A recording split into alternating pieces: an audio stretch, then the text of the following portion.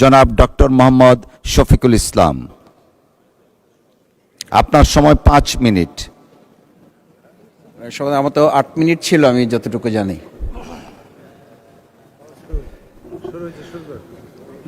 আসসালামু আলাইকুম। মাননীয় স্পিকার, আপনাকে ধন্যবাদ। আজকে আমি মহান আল্লাহর দরবারে শুকরিয়া আদায় করি এবং আমার প্রিয় পটুয়াখালী 112 বাউফল 2 আসনের যারা নির্যাতন, নির্মম এবং হামলা মামলার শিকার হয়েও ভয়কে জয় করে ন্যায় এবং ইনসাফের প্রতীকে ভোট দিয়ে তারা আমাকে বিজয় করে এখানে কথা বলার সুযোগ করে দিয়েছে। মাননীয় স্পিকার, আপনি জানেন আজকে আমরা যখন এখানে দাঁড়িয়ে কথা বলি তখন আমাদেরকে এটা ভাবতে হচ্ছে যে আমরা কথা বলতে গিয়ে আবার বিগত 17 বছরের কোনো একটা বৈষম্যের মধ্যে পড়ে যাচ্ছি কিনা।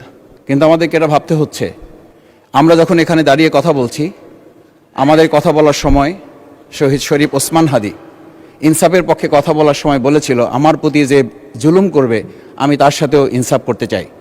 আমরা লক্ষ্য করেছি এই সরকার প্রতিষ্ঠিত হওয়ার পর শরীফ ওসমান হাদির ব্যাপারে তার বিচারে কতটুকু কার্যকারিতা নিয়ে এসেছে তা আমরা এখন পর্যন্ত জানতে পারিনি। আমার মনে হয় আমরা সংবিধান নিয়ে ঘাটাঘাটি করতে করতে যদি সংবিধানই আমাদের রক্ষা করতে পারত, তাহলে সংবিধান আমাদেরকে বলে দিত যে আমাদের সেদিন বালু ট্রাক সরানোর ক্ষেত্রে সংবিধানের পৃষ্ঠা আমাদেরকে খুঁজতে হতো। সংবিধান যদি আমাদেরকে রক্ষা করতে পারত, তাহলে 72-এর সংবিধানের আলোকে আজকে আমাদের এখানে থাকার কথা না। আমি শফিকুল ইসলাম মাসুদ, আমার এখন জেলখানায় থাকার কথা। সংবিধান যদি মানতে হতো, তাহলে আমাদের মাননীয় প্রধানমন্ত্রী বাংলাদেশে থাকার কথা না, ওনার দেশের বাইরে থাকার কথা। সংবিধান মানতে হলে বর্তমান স্বরাষ্ট্রমন্ত্রীর এখন দেশের বাইরে থাকার কথা ছিল।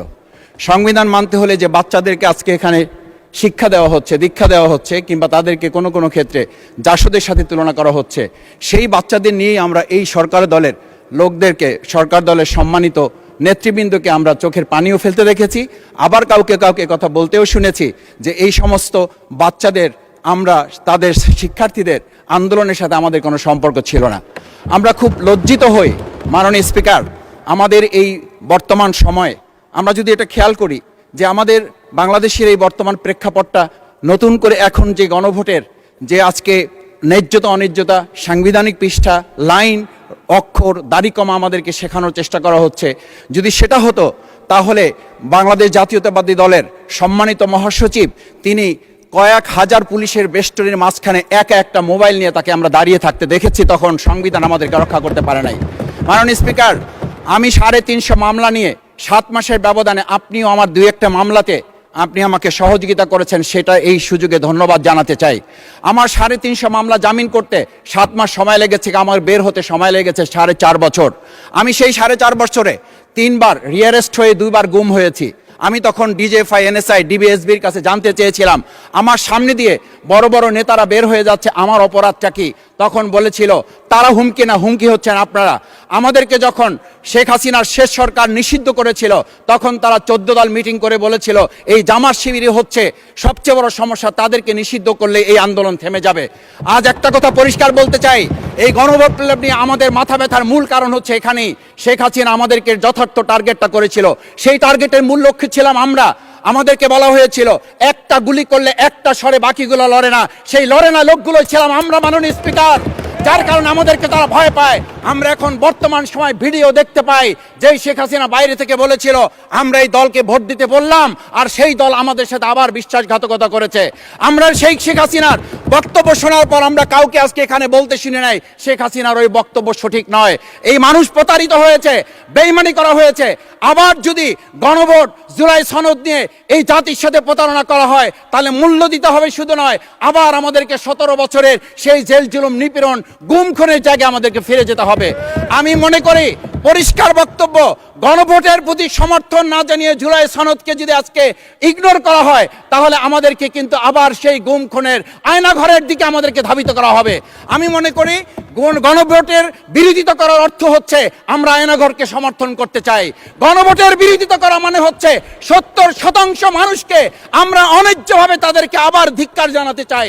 আমি এখানে স্পষ্ট বলতে চাই, আপনারা যেমন 51% সমর্থন নিয়েছেন, 70% প্রায় জনগণ কিন্তু গণবিপ্লবের, গণভোটের পক্ষে তারা রায় দিয়েছে।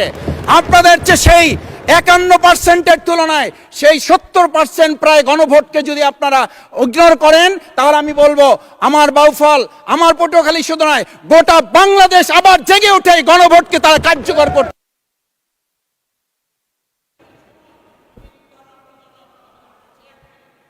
ধন্যবাদ, আপনি 1 মিনিট পেয়েছেন। স্পিকার, আমি পরিষ্কার এইটা কথাটা এই জন্য বলছি, আজকে সংবিধানের লাইন ধরে ধরে যদি আমাদেরকে এই কথা জানতে হতো, তাহলে আমাদের নেতৃবৃন্দকে ফাঁসির মঞ্চে যেতে হতো না। আমার মতো ছোট মানুষের কাছে সে সময় ডিজিএফআর কাছে প্রস্তাব এসেছিল, আপনারা কি চান, মন্ত্রিত্ব চান, দেশ পরিচালনা চান, সব কিছু দেওয়া হবে, শুধু শেখ হাসিনার নীতিতে আপনারা আসেন। সেই নীতি তো ছিল 72-এর সংবিধান, সেই নীতি নিয়ে আজকে কেন এখানে এত কথা বলা হচ্ছে? আমরা পরিষ্কার জানি, আমরা যদি সেই 72-এর সংবিধানকে ভালোবাসি, তাহলে এখানকার নেতৃবৃন্দ এবং মরহুমা বেগম খালেদা জিয়া নিজে বলেছিল, আমরা সুযোগ পেলে এই সংবিধানকে আমরা ছুঁড়ে ফেলে দেব। সেই সংবিধানের প্রতি আজকে বর্তমান সরকারি দলের কেন এত প্রেম জাগ্রত হয়েছে, এটা বাংলাদেশের মানুষের জানার অধিকার আছে। আমি আমার প্রিয় বাউফলের মানুষের প্রতি ভালোবাসা, শ্রদ্ধা জানাই।